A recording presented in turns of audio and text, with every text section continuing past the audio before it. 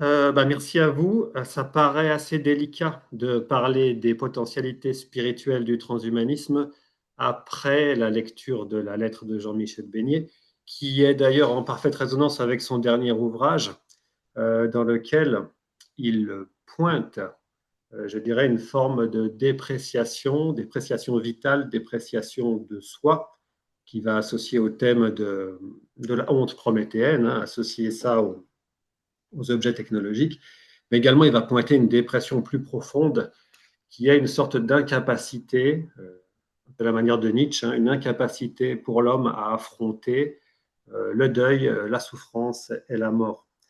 Et cette attitude, euh, il indique qu'il va y avoir une fascination d'abord pour les objets en tant qu'ils sont réparables, en tant qu'ils ont l'air invulnérables, mais que finalement, par glissement, alors qu'au début c'était pour essayer de vivre un peu plus et d'échapper à la mort, eh bien, dans cet oubli que la mort fait partie de la vie, il va y avoir de plus en plus un oubli et une dépréciation de la vie elle-même, de soi-même en tant qu'être d'intériorité, etc. Ça, il va en voir la résonance dans, je dirais, la réification capitaliste, dans toutes les logiques de domination politique. Alors, cette idée, évidemment, ça rappelle la notion d'inertialisme chez Raphaël et Liogier, mais pour moi, cette aptitude ou cette tendance de l'homme à l'abattement, c'est une tendance humaine en fait qui est très profonde. Alors autrefois, elle était peut-être compensée par un certain sens de la transcendance, hein, cette transcendance religieuse. Et aujourd'hui, c'est moins le cas. Et donc, c'est centré sur cette question de la technique pour nous sauver. Mais il faut bien voir que chez Jean-Michel Beignet, les deux formes de salut ou de sotériologie, qu'elles soient religieuses ou qu'elles soient aujourd'hui dans les objets techniques, c'est deux manières de déprécier la vie, hein, parce qu'il a ce présupposé nietzschéen dans les deux cas. Hein.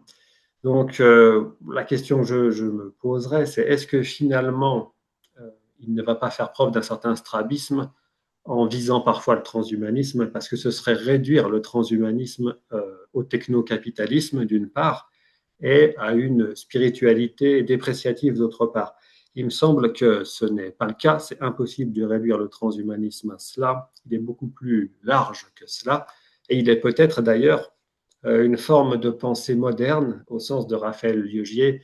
Vous savez, cette idée de la modernité selon laquelle les dogmes, qu'ils soient d'ailleurs scientifiques ou philosophiques ou spirituels, figurent l'être, essayent de toucher, de dire quelque chose de l'être, mais ne peuvent pas l'épuiser. Ils ne peuvent pas en être le fin mot, jamais, parce qu'en réalité, l'être, par nature, est chaos, il est puissance de débordement. Il est toujours transcendance brute, comme dit Raphaël Liogier. Et si on voit le transhumanisme ainsi, évidemment qu'on on peut pas le réduire à ça. Euh, il me semble, et c'est ce que montre aussi Stanislas Depré dans son ouvrage, le transhumanisme n'est pas une théorie particulière hein, ou un paradigme, par exemple la cybernétique, même s'ils peuvent s'appuyer dessus. Il n'est pas non plus une technologie spécifique. Hein, on ne peut pas réduire le transhumanisme à, je ne sais pas, l'intelligence artificielle ou le génie génétique. Le transhumanisme, c'est un mouvement, une doctrine et un imaginaire. Et cet imaginaire est extrêmement riche et fécond. Alors, il est vrai qu'on peut avoir parfois des transhumanistes qui sont aussi des ingénieurs et des ingénieurs qui s'appuient sur un paradigme particulier. Je pense à Ray Kurzweil, qui va être plutôt dans une veine, on va dire, rationaliste, physicaliste, et donc dans un paradigme plutôt cybernétique. Mais en réalité, son discours, il déborde tout le temps de questions métaphysiques. Il va poser la question de la nature de l'être, de la nature de l'information. Ça, c'est intéressant parce que quand on est dans un paradigme cybernétique, malgré tout, on voit que quand on creuse sur cette notion d'information, on va passer sur autre chose, on va avoir beaucoup de mal à, en essayant de définir dans une logique transhumaniste, à en rester à une définition purement quantitative. Ça va renvoyer à la nature de l'être, à la nature de l'esprit, du mind, et éventuellement même à l'avenir de l'univers. Et preuve en est, cette dimension eschatologique qui est présente dans le discours de Ray Kurzweil. elle va donner lieu à des lectures divergentes par des grands philosophes français, hein. Par exemple, Jean-Michel Beignet, en parfaite cohérence avec son livre, d'ailleurs, il va dire que cette singularité, l'époque 6, c'est finalement un accomplissement du mécanisme, de la logique mécanique et finalement machinique. C'est une perfection figée à la fin, c'est un empiré. Alors que Jean-Yves Goffy va le voir différemment et il va penser qu'il y a des possibilités pour de nouvelles aventures de l'esprit. Donc ça n'a rien à voir. De même, Jean-Michel Beignet va avoir tendance à affilier le transhumanisme à une gnose, c'est-à-dire à une pensée qui va avoir une sorte de haine du corps et de haine du monde, alors que Stanislas Depré, lui, au contraire, va dire qu'il n'y a pas de haine du corps et de rejet du corps ou du monde dans le transhumanisme, et qu'il faudrait plutôt l'affilier à un schème millénariste. Alors, effectivement, on pourra dire de ce fait qu'il y a peut-être un rapport un peu plus instrumental ou pragmatique aux théories scientifiques ou aux paradigmes scientifiques, parce que l'idée, c'est quand même, pour le transhumanisme, de réaliser son objectif, qui est un objectif existentiel, si l'on peut dire. C'est l'objectif de vivre autant que possible, voire de vivre tant et plus grâce aux technologies, et de vivre comme une personne pleine et entière. Ça, c'est ce que j'avais un petit peu pensé comme la contradiction fondamentale qui, à l'origine, est de cette technique et de ces éléments qu'on met dans la technique, cette espérance, et aussi des spiritualités. C'est-à-dire que l'homme, en tant qu'animal, il est fabriqué comme tout animal pour fuir la mort et ce qui est nuisible. Et comme être conscient, eh ben, il ne peut pas se sortir de la tête la mort. Et ce qui est nuisible, il sait qu'elle arrive, qu'elle est là, et d'une manière atroce. Donc ça le rend fou, ça lui donne aussi l'impulsion pour essayer de sortir de sa condition, de se transcender, c'est-à-dire rester lui-même en tant que personne, mais autrement, pour éviter les choses les plus atroces. Et, et ceci, cette modernité, finalement, cette alliance entre cette impulsion et cette absence de dogmatisme, eh ben, ça permet, je pense, au transhumanisme d'avoir énormément de potentialités spirituelles, d'éventuellement de produire des spiritualités ou des problématiques spirituelles à partir de lui-même, mais également dans un certain syncrétisme hybride, des hybridations, ou même une coévolution avec d'autres spiritualités. Et cette notion de coévolution, particulièrement peut-être dans le domaine spirituel ou culturel, eh bien c'est peut-être la définition de la vie et de la vie humaine, de la vie spirituelle. Donc, pour moi, le transhumanisme est bien plus un exhausteur de vie et de spiritualité qu'un devenir-objet, comme le dit Jean-Michel Beignet. Alors, on voit ça à partir du transhumanisme lui-même, hein, et de son ontologie, on va dire, naturelle. Le transhumanisme, c'est quand même un enfant de la cybernétique et du rationalisme. Mais dans les discours de Kurzweil, on l'a vu, dans ceux de Paul Jorion aussi, il y a cette résonance spirituelle, hein. Paul Jorion, il part d'une base très scientifique, mais il va aller raccrocher, par exemple, la notion de Saint-Esprit, et en disant que ce qu'on pense en théologie par le Saint-Esprit, ça, c'est tout à fait adéquat à, pour lui, le moteur, justement, de la singularité. Également, de l'autre côté, si on peut dire, à partir des pensées religieuses elles-mêmes, eh bien, quand il y a l'intégration de problématiques transhumanistes, même radicales, dans la pensée religieuse, ça la fait énormément respirer et ça bouscule un peu ses dogmes et ça la rend extrêmement brillante. Vous le verrez avec Lincoln Canon. C'est extrêmement saisissant ce qui se fait avec l'Église mormone transhumaniste.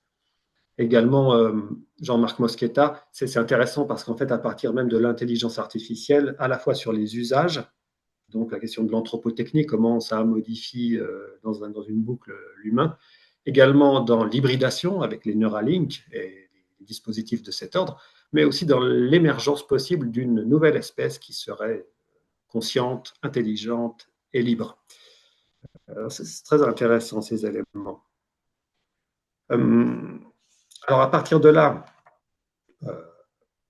moi, j'aimerais bien vous montrer deux exemples de relecture de notions fondamentales par l'imaginaire transhumaniste. Ça, c'est un débat que j'ai avec Jean-Michel Beignet. Par exemple, sur la vulnérabilité, Jean-Michel Beignet en fait une condition quasiment de rencontre avec l'autre, d'échange symbolique, etc. Dans cette idée qu'il faut accepter la fatalité, la faiblesse, la maladie et tout ça. Pour moi, le problème n'est pas là. Le problème, c'est l'altération, le fait de se transformer, d'accepter d'être transformé. Donc d'une certaine manière, de se perdre soi-même ou de perdre une partie de soi par la rencontre de l'autre. Et là, il me semble qu'on est dans une vulnérabilité ou une mutabilité qui n'est pas liée à une faiblesse ou à une fatalité, mais à un excès de vie, à un excès de force. Et il me semble que dans les cas de plus grande faiblesse, bah, parfois cette vulnérabilité n'est pas du tout positive. Elle ne nous permet pas de rencontrer l'autre. Au contraire, elle nous ferme et elle nous rend mauvais. Là, ce serait l'inverse. Et donc, c'est cette idée d'amour, c'est-à-dire de rencontrer l'autre pour être transformé par l'autre. Il me semble que les transhumanistes sont parfaitement au courant qu'il y a deux manières de ne plus être justement libre et pensant et vivant.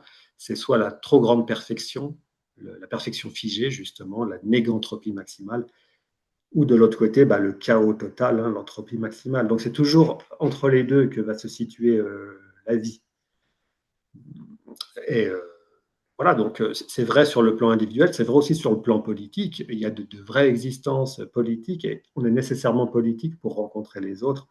Et ça implique une égalité. Et cette égalité dans le plan politique, ça va renvoyer aux notions d'amitié et de démocratie. Euh, voilà, donc ces deux éléments, amour et amitié, pourraient renvoyer à ces notions de charité aussi sur un plan plus spirituel ou d'amour du prochain. Sur la mort et la finitude, pareil, j'ai jamais été convaincu, j'ai jamais pensé qu'il y avait de démonstration selon laquelle la vraie mort, donc là on évacue la vie post-mortem spirituelle, hein, je me mets dans une logique à la Jean-Michel Beignet, la mort et la finitude sèche, je ne suis pas convaincu que ce soit la condition nécessaire de l'existence humaine. Il me semble que de toute façon, il y a des petites morts et des finitudes du simple fait d'être situé dans le temps et dans l'espace, et quand bien même on ne mourrait plus ou quasiment plus, ou qu'on serait très, très, très puissant, il y aurait toujours le fait d'être situé dans le temps. Et on ne peut pas revenir dans le passé, et des opportunités perdues sont perdues à jamais. Et ça suffit à faire des finitudes, et ça suffit, à mon avis, à être un être intéressé, intéressant et aimant. Alors, maintenant, peut-être le cœur du sujet, pourquoi l'Afrique aura-t-elle besoin de transhumanisme? Ah bah, alors, il me semble qu'il y a des affinités profondes entre on va dire, les spiritualités ou l'histoire africaine et le transhumanisme. Ça, Quadio Victorien Ekpo en parle mieux que moi, mais il y a effectivement une certaine souplesse et une adaptabilité qui est liée à l'histoire tragique de l'Afrique. Peut-être il y a eu des hybridations un peu forcées, mais en tout cas, on voit cette dynamique, cette souplesse et ces liens entre les spiritualités traditionnelles et les monothéismes. Il y a cette sensibilité à la question de l'esprit, au devenir de l'esprit, aux différentes formes d'esprit, à l'humain, au non-humain, etc. Ça, c'est vraiment aussi une thématique très, très en lien avec, les problématiques transhumanistes. Il y a aussi peut-être ce besoin comment dirais-je, de mise à jour ou d'avoir un imaginaire qui soit adéquat à la situation actuelle, aux mutations technologiques et industrielles du monde d'aujourd'hui. Également, il y a le besoin en NBIC. Les technologies NBIC sont à la fois puissantes en elles-mêmes et elles permettent d'accélérer, de faciliter le recours à d'autres technologies plus lourdes dont l'Afrique a besoin pour son développement de ses infrastructures et de sa base de production. Et puis, l'Afrique a besoin certainement aussi d'une transition rapide. Et pour ça, il faut qu'il y ait une acceptation, un désir de toute la population. Et effectivement, un imaginaire adéquat est sans doute une condition pour que les choses se fassent rapidement. Je Également, lisais. 5 minutes. Oui, ouais, ouais, Cinq j'ai même bientôt fini. J'ai bientôt fini. C'est ma dernière diapo. Donc, je lisais cet ouvrage récemment, l'Afrique sera-t-elle la catastrophe du 21e siècle? Et l'auteur faisait un constat extrêmement préoccupant de cercles vicieux, hein, c'est-à-dire les ressources, les matières premières ne sont pas exploitées sur place, il n'y a pas de valeur ajoutée, donc en fait elles sont bradées et l'Occident ou d'autres puissances vont se goinfrer dessus. Le développement ne se fait pas, il n'y a du coup pas de possibilité de développer les infrastructures, l'industrie, du coup pas d'argent pour l'éducation, pas d'argent pour la santé. Tout ça, ça génère une forme de désespérance. C'est le sauve qui peut. Beaucoup de corruption et de népotisme des élites qui, du coup, bradent et avec cet argent vont investir plutôt dans l'immobilier en Suisse ou à New York. Et finalement, dans les populations, ça crée des tensions, une instabilité, des juntes militaires parfois, du terrorisme, etc. Et bon, là, l'auteur, effectivement, il ne veut pas victimiser l'Afrique en disant que c'est totalement l'Occident. Il dit que c'est beaucoup, justement, des problématiques internes. Il n'empêche que ces solutions semblent pas forcément à la hauteur, elles sont un peu incantatoires. Alors, je dirais pas que moi, je ne serais pas incantatoire, hein, je vais l'être aussi un petit peu, certainement. Mais il pointe aussi le fait que parfois, des petites des modifications ou des changements peuvent avoir un gros effet, hein. Par exemple, il donne l'exemple de l'Éthiopie, de la Namibie et du Bénin. En tout cas, bon, moi, il me semble que justement, si le centre, parce que l'auteur met vraiment au centre la corruption et le népotisme, en gros, hein.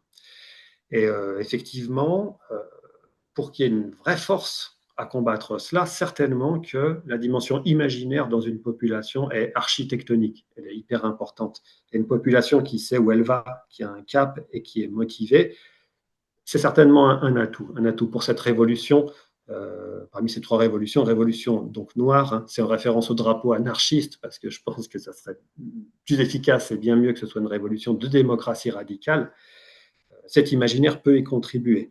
Révolution verte, bah, à l'occasion du transhumanisme aussi, mais c'est l'idée que l'Afrique est un endroit hyper important et stratégique dans la transition écologique, et l'Occident n'a vraiment pas grand-chose à lui objecter sur des transferts de technologie, voire sur des dons de technologie. Donc il y a quelque chose à jouer là-dessus. Et la révolution bleue, ce serait effectivement d'attirer des investissements directs de l'étranger, éventuellement de multinationales, par exemple transhumanistes ou qui travaillent dans les NBIC, avec cet argument de on est plus proactif en Afrique. L'Afrique pourrait être plus proactive, prendre plus de risques, éviter les blocages bioéthiques occidentaux, avoir ses propres limites à elle, mais qui pourrait être beaucoup plus proactive, à mon avis. Et ça permettrait justement d'attirer des investissements. Alors, c'est cette idée que, en fait, l'Afrique peut et doit prendre des risques. Si de toute façon, si elle ne les prend pas pour elle-même, eh ben on lui les fait prendre de l'extérieur et souvent pour le pire. Voilà, c'est à peu près, c'est à peu près tout ce que je voulais dire sur cette question. J'essaie de revenir. Hop.